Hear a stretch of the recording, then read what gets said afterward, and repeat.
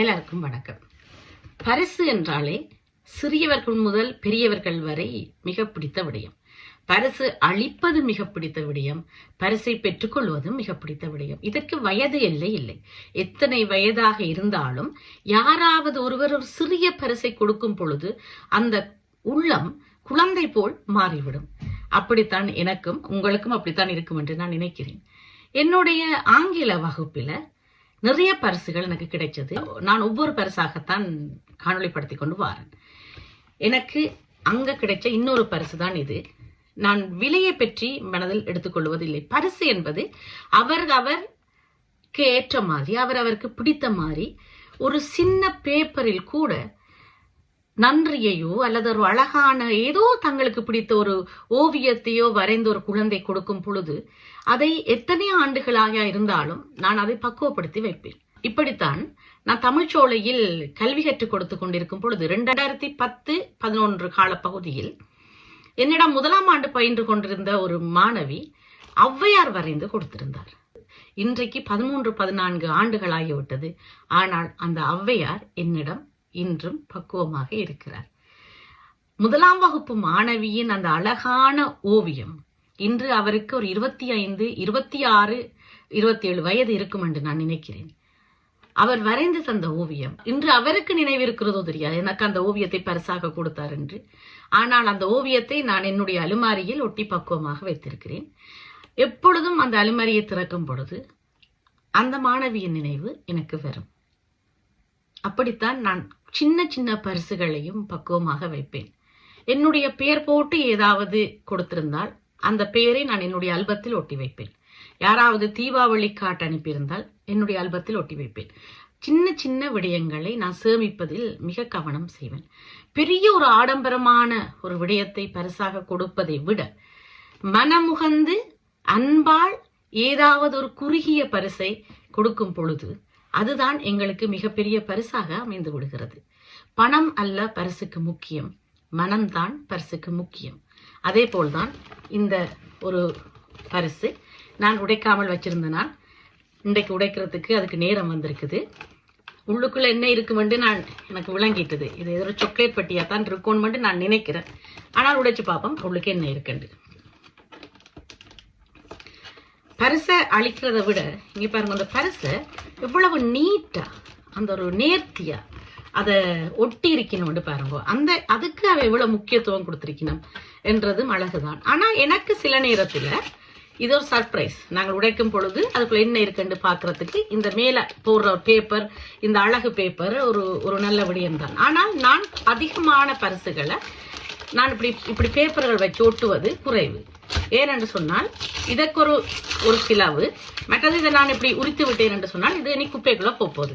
அதன் காரணமாக நான் அந்த பேப்பர்களை போட்டுன்றதை விட சின்ன சின்ன பைகள்ல போட்டுதான் நான் பரிசுகள் அளிக்கிறது வழக்கம். பாமசியில கூட மருந்து வாங்கும் பொழுது நான் அந்த பை வாங்குவதில்லை. ஏன்னா மருந்தை கொண்டு வீட்டை வச்சா பிறகு அந்த பைய குப்பைக்குள்ள தூக்கி போட்டுரும்ன்றதுக்காக நான் பாமசியில மருந்து வாங்கும் பொழுது பை வாங்குவதில்லை. இதை நீங்களும் செய்து கொள்ளுங்கள். ஏனென்று சொன்னால் நாங்கள் அதை தேவையில்லாம குப்பைக்குள்ள தான் போட போறோம் என்றுதான். நான் இந்த பரிசை ஒரு சாக்லேட் பெட்டியா இருக்கும் என்று நினைச்சேன் நான். ஆனால் இது சாக்லேட் பெட்டி இல்லை. இவ்வளவு காலமும் நான் இதை நெச்சு கொண்டிருந்தேன். சாக்லேட் பெட்டி இது குழந்தை பிள்ளை எனக்கு பரிசாக தந்திருக்குதா.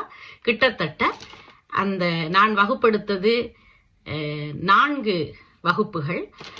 அதி வயசு கூடியவர்கள் 12 வயதுக்காரர்கள். அப்ப அதுக்குள்ள இருக்கிறவர்கள் தந்த பரிசுல ஒன்றுதான் இது. அந்த பரிசு சாக்லேட் பட்டியை தான் இருக்குமென்று நான் நினைச்சேன். நீங்களும் அப்படித்தான் நினைச்சிருப்பீங்க. இந்த பேக்கெட்டை பார்த்துட்டு சாக்லேட் பட்டி தான் நினைச்சிருப்பீங்க.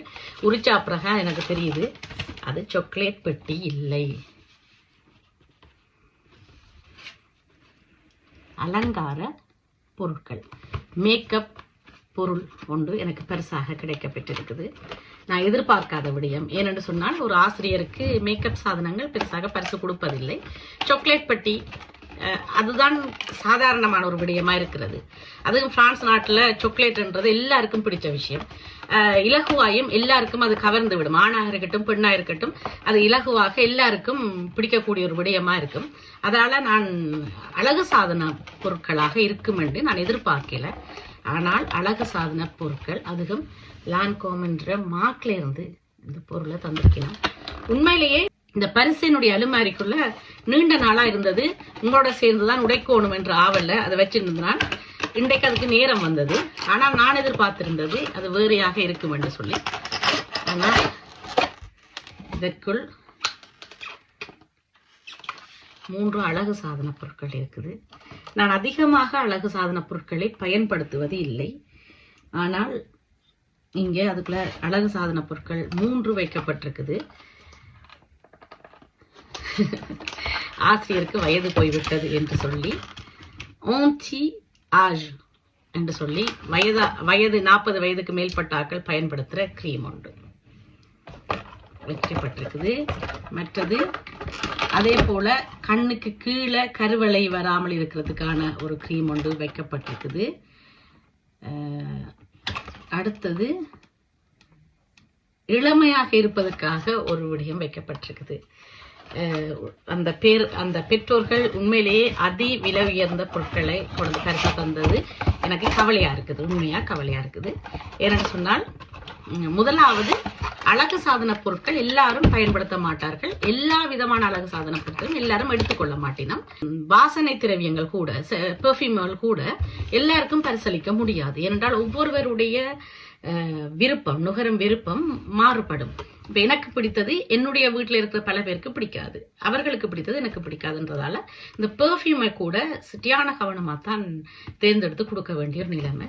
நான் அழகு சாதன பொருள் தந்திருக்கணும். எனக்கு என்ன கவலையா இருக்குன்னு சொன்னால், விலை கூடிய ஒரு பொருளை வாங்கி தந்ததுதான் எனக்கு சரியான கவலையா இருக்குது. ஏதோ ஒரு சாக்லேட் பட்டியா இருந்தால் குடும்பமாக அதை சாப்பிட்டு முடிச்சிடலாம். நான் அதிகமாக அழகு சாதன பொருட்கள் பயன்படுத்துவது இல்லை. அதிகமாக உங்களுக்கு தெரியும், நீங்கள் என்னை பார்ப்பவர்கள் உங்களுக்கு தெரியும், நேரடியாக என்னை பார்த்திருக்கிறீர்கள். நான் அழகு சாதன பொருட்களை அதிகமாக பயன்படுத்துவதில்லை. என்றாலும் அந்த அழகான அந்த குழந்தைக்கும் அன்பா தேர்ந்தெடுத்த அந்த பெற்றோர்களுக்கும் இந்த நேரத்தில் நன்றி சொல்றேன். உங்களுக்கும் என்னோட சேர்ந்து இந்த கிஃப்டை உடைக்கிறதுக்கு உதவி செய்த உங்களுக்கும் நன்றி. இன்னொரு காணொளியில சந்திப்போம். வணக்கம்.